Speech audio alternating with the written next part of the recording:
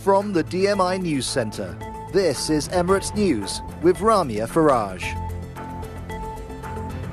Hello and welcome to Emirates News broadcasting from Dubai. I'm Ramia Faraj. The headlines tonight. UAE leaders congratulate Arab and Islamic leaders on the new Hijri year. The UAE-Israel peace accord receives support from the UN and many world nations. In the business tonight, global oil demand forecast to recover to 97% of pre-pandemic levels by the end of the year as a result of cuts, compliance and compensation.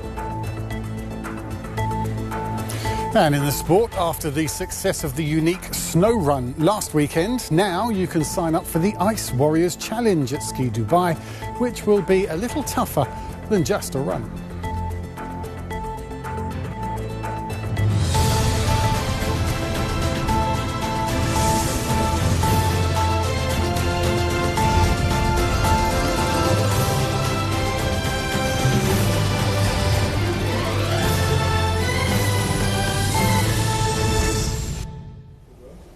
President His Highness Sheikh Khalifa bin Zayed Al Nahyan has sent congratulatory messages to kings, presidents and emirs of the Arab and Islamic countries on the advent of the new Hijri year.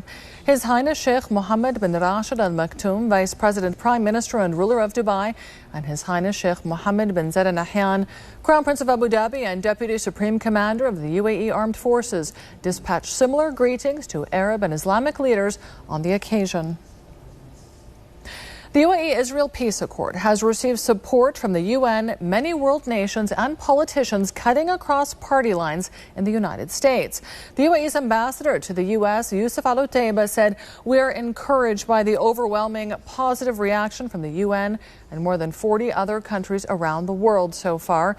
They similarly view this accord as a breakthrough for peace and a framework to create even more positive change for the Middle East region.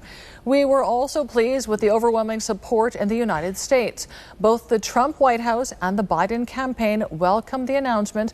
So did more than 140 members of Congress from both parties, including House Speaker Nancy Pelosi and Senate Majority Leader Mitch McConnell." Al-Otaiba stressed that the UAE will continue to remain a strong supporter of the Palestinian people for their dignity, their rights, and their own sovereign state.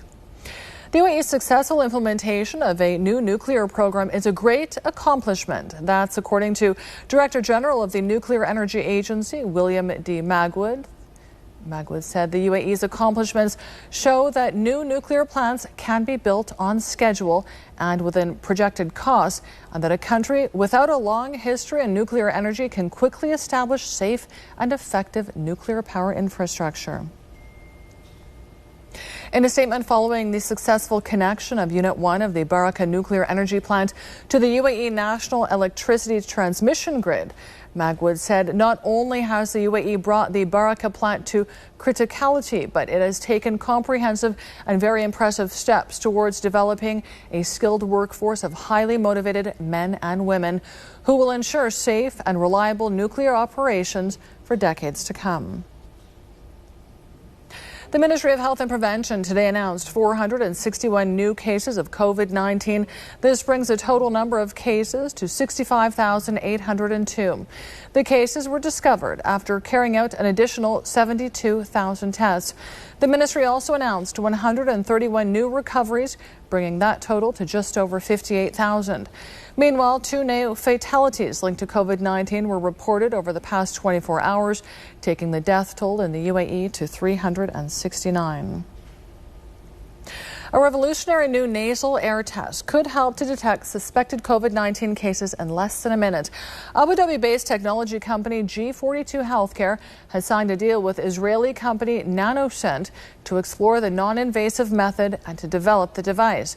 It will be called SmartCheck. Officials say the device will be able to detect compounds from the exhaled nasal air of an infected person. A machine learning-based model will then be used to analyze the sample, providing the test result in 30 to 60 seconds.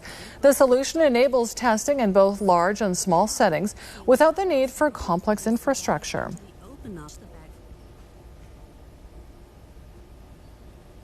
A new COVID-19 testing center in Ajman is now operational for those living in the Northern Emirates.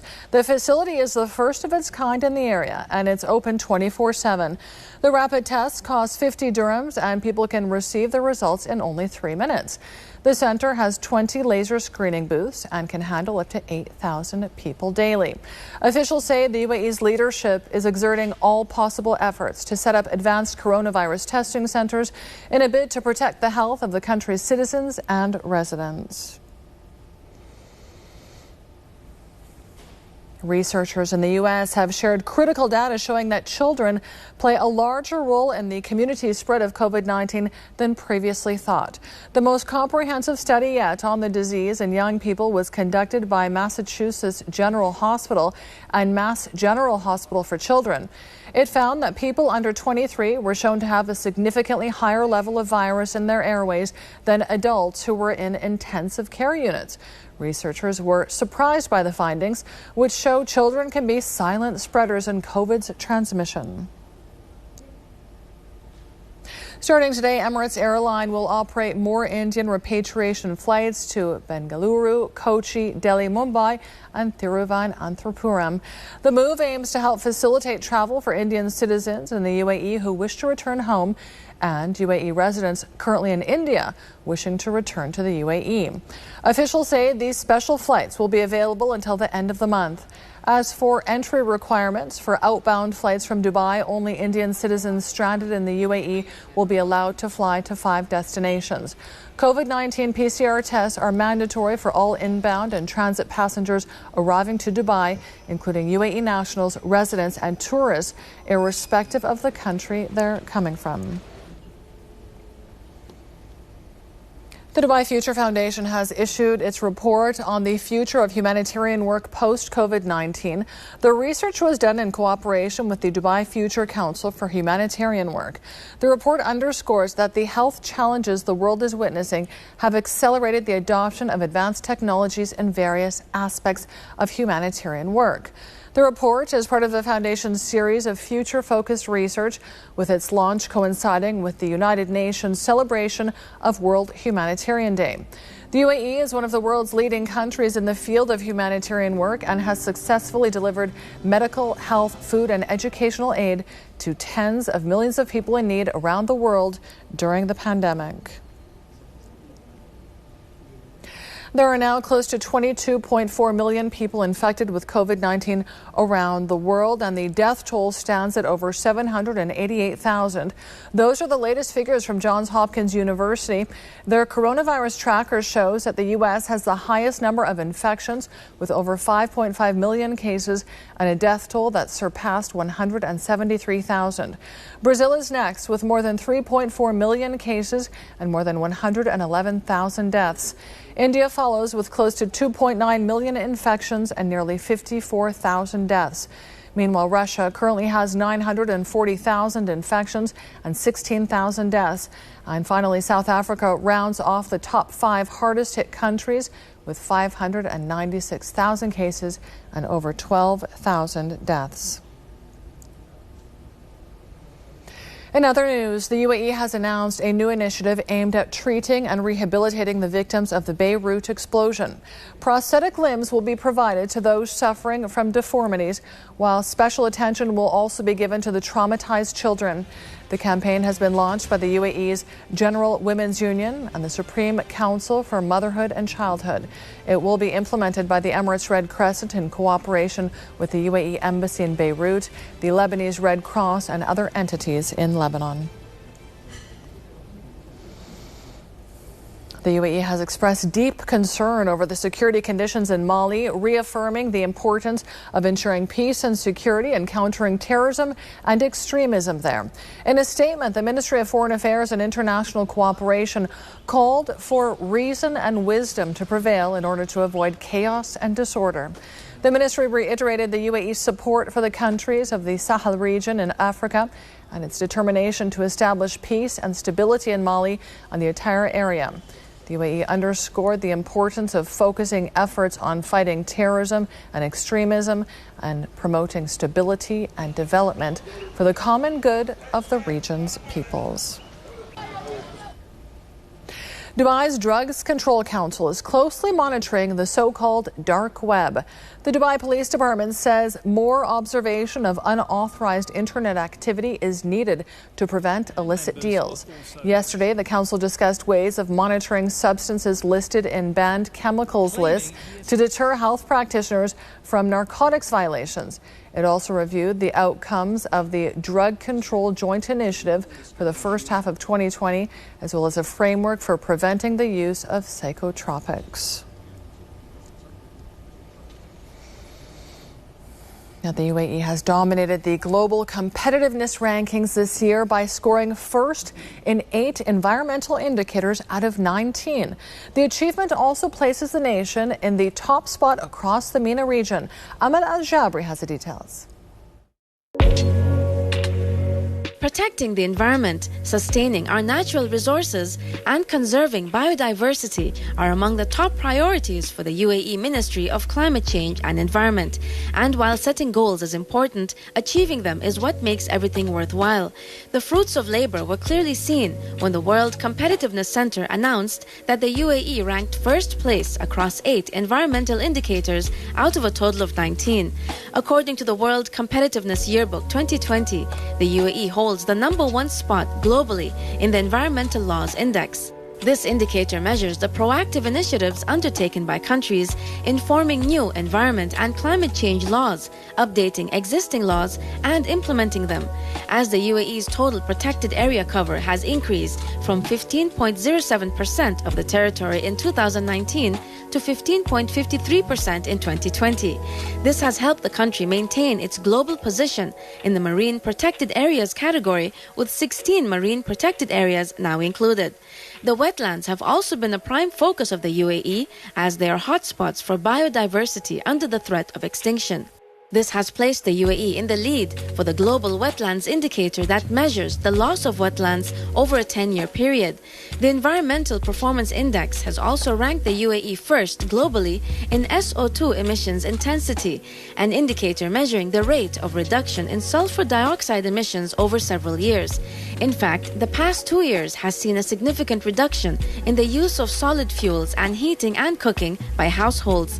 This has placed the UAE first in the category of household solid fuels globally. Furthermore, the UAE is ranked first in the MENA region in the wastewater treatment, pesticide regulation, marine protected areas, and ISO environmental certificates categories. With the ongoing cultivation of local flora species, EPI also ranked the UAE first in the grasslands indicator that calculates the moving average of lost pastures and grassy areas over a 5-year period. Meanwhile, the UAE's winning run continued, with the country placed first in ecosystem services for exceptional efforts in preserving and enhancing local species. The UAE was placed first in the Satisfaction with Preservation Efforts category of the Legatum Prosperity Index, an indicator measuring public satisfaction with the country's efforts in preserving its environment for future generations. Amal Al-Jabri, Emirates News. Dubai Metro's new Expo 2020 station is expected to be open to the public soon.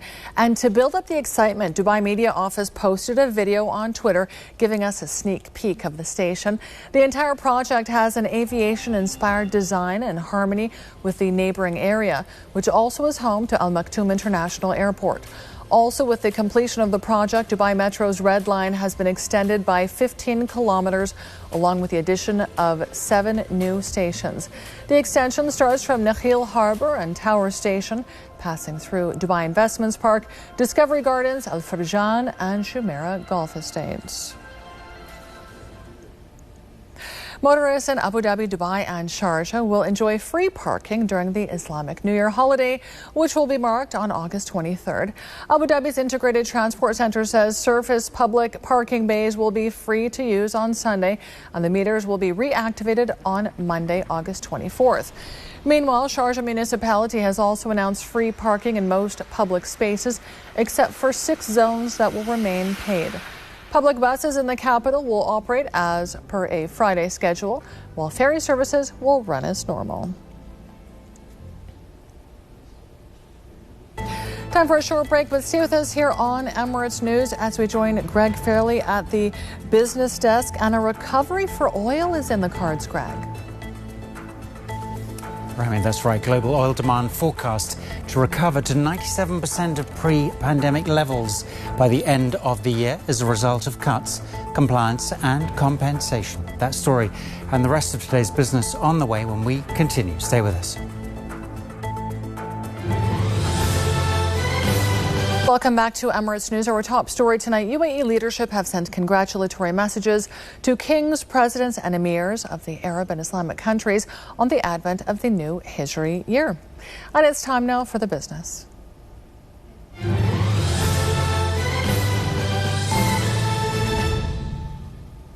OPEC and its allies have pressed oil nations pumping above output targets to cut more this month and next, amid fears that oil demand recovery continues to be on the slow side. Now, the group known as OPEC Plus says that cuts would deepen this month and next because of compensation by Iraq, Nigeria, Angola and Kazakhstan for overproduction in May to July. Energy experts are saying that global oil demand is forecast to recover to 97% of pre-pandemic levels by the end of the year. The current price of a barrel of oil is around $45. Demand for villas and townhouses here in Dubai is the highest it has ever been as buyers break historical records for ready-to-move-in units. Property Finder says that the most popular areas for secondary villa sales were Nadal Sheba, Dubai Hills Estate, Al Farjan, Dubai Industrial Park and Mudon. One of the reasons for the upturn is due to the high demand for larger properties with more outside space as a result of the coronavirus pandemic. Gold has regained ground after the US Federal Reserve raised concerns that a recovery from the coronavirus-induced economic slump faced a highly uncertain path, in turn weighing on risk sentiment. Spot gold is currently still over $1,900 per ounce. Analysts say that although central banks globally have rolled out stimulus plans and cut interest rates to near zero to combat the economic toll from the coronavirus pandemic, prompting over 27% gains for the year in gold, considered a hedge against inflation and currency debasement. The market cap of listed public and private companies here in the UAE have passed the 1 trillion dirham mark, hitting 1.07 trillion dirhams for the first time in years. That's according to official figures released by the DFM and ADX. Listed public joint stock companies booked 11.7 billion dirhams in gains, driven by investor interest in bank and property-related shares. UAE markets will be closed for the official holiday this weekend. Trading will resume on Monday, the 24th of August. Home letting platform Airbnb have announced plans to list on the stock market as concerns over the core impact of the coronavirus pandemic lessens slightly. An IPO was previously planned for earlier this year but was put on hold. Airbnb is now moving forward after filing confidential registration documents with US market regulators. If the stock market listing goes ahead this year, it would be one of the biggest share sales of 2020. There are currently over 4,000 Airbnb hosts here in the UAE. With the cruise industry getting ready to set sail again around the world, Dubai is already working on plans to provide cruise tourists with the highest global safety standards right from the time they disembark in this city. Dubai Tourism says since the Emirate is already open for business, various protocols are being formulated to receiving tourists for the new cruise season by the fall. Officials say Dubai's cruise industry has always shown great potential, and they're optimistic that the sector's sustainable year-on-year growth will also continue in the post-COVID-19 world. That is your business tonight. Have a great long weekend, everyone. Now back to Ramia.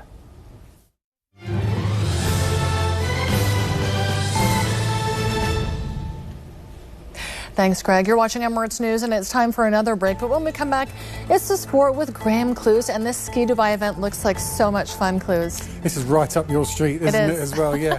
All this athleticism and all these obstacles in the snow, we're going to sign you up, no problem. Okay. OK, coming up then, I'll tell you how you can show off your football skills directly to coaches at Manchester City. And Ski Dubai is setting up another athletic event, but this one includes obstacles along the way.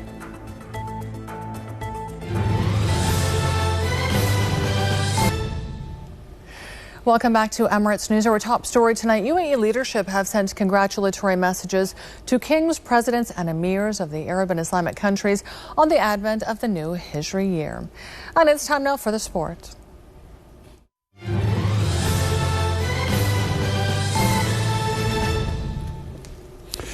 Cricket first, and some Indian Premier League teams are already arriving in the UAE to prepare and quarantine before the event starts next month. Teams like Kings 11 Punjab have been sharing photos of their squads on the plane to the UAE. The UAE took over the hosting of this year's IPL after it became too difficult to stage it in India as normal due to the current pandemic situation there. Every player will undergo a 6-day quarantine in the UAE before they are allowed to practice and train properly. The 2020 IPL will be played in Sharjah, Dubai and Abu Dhabi and will run from September the 19th until the final on November the 10th. Now, following the success of last weekend's unique snow run at Ski Dubai, registrations are now open for the Ice Warrior Challenge. But unlike the straightforward run down and up the indoor ski slope, this challenge will involve more than 20 different obstacles. Now, since 2009, the Ice Warrior Challenge has attracted adrenaline junkies who want something a bit different. The 25th of September will, for the first time, also include a ladies-only section, and it's open to anyone between the ages of 15 and 60.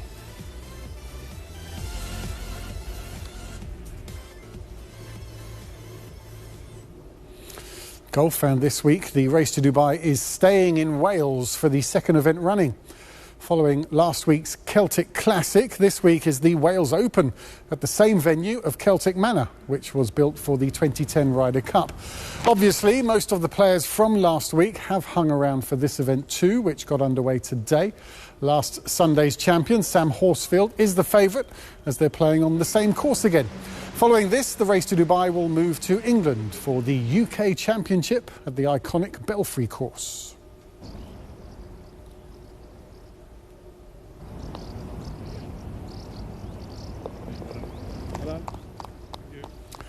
Football and young players who want to be a part of the next season at the Manchester City soccer schools in the UAE can now upload their skills in the hope of being offered a place. Their Talented Player programme takes kids from 11 to 14 years of age into a more elite programme where coaches will focus on more specific skills and techniques. Now, to begin with a chance of qualifying for the programme, anyone can now upload a video of themselves playing football onto their websites and hope they get chosen. To upload a video, visit mancity.com/talented-player-programme, and you never know. And finally, Sunday night will see two European giants battling for the most coveted trophy in club football, the UEFA Champions League. Last night's second semi-final went the way that most predicted. French side Lyon, who knocked Manchester City out in the previous round, couldn't hold off the might of Germany's Bayern Munich. Serge Gnabry scored twice and Lewandowski made it 3 as they eased their way into an 11th appearance in the final. And they will take on Paris Saint-Germain, who, despite being a big-money club, have never reached the final before. Kick-off on Sunday is 11 p.m. OK, but that's it. That's it for tonight. Have a great weekend. Back to Ramia.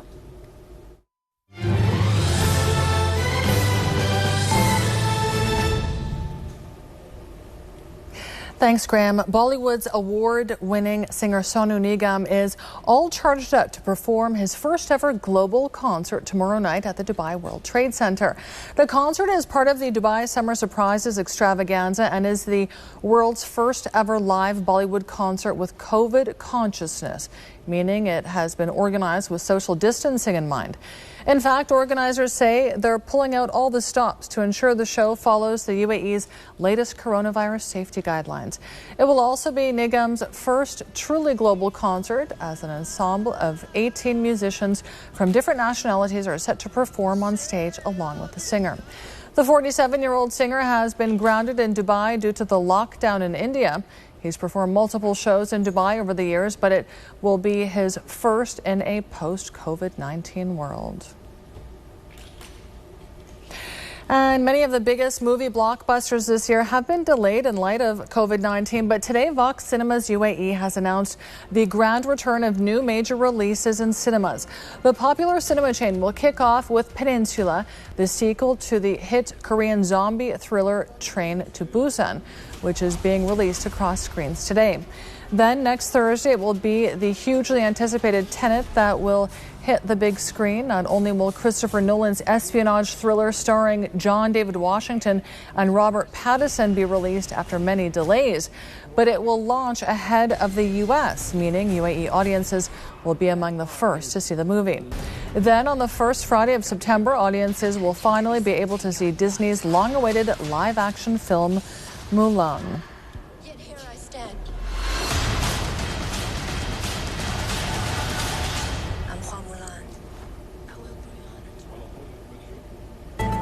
Okay, on that we end tonight's program. Follow us at Dubai One TV and at Emirates_news, and do continue to join us for news updates throughout the day, as well as for our regular 7:30 p.m. bulletins.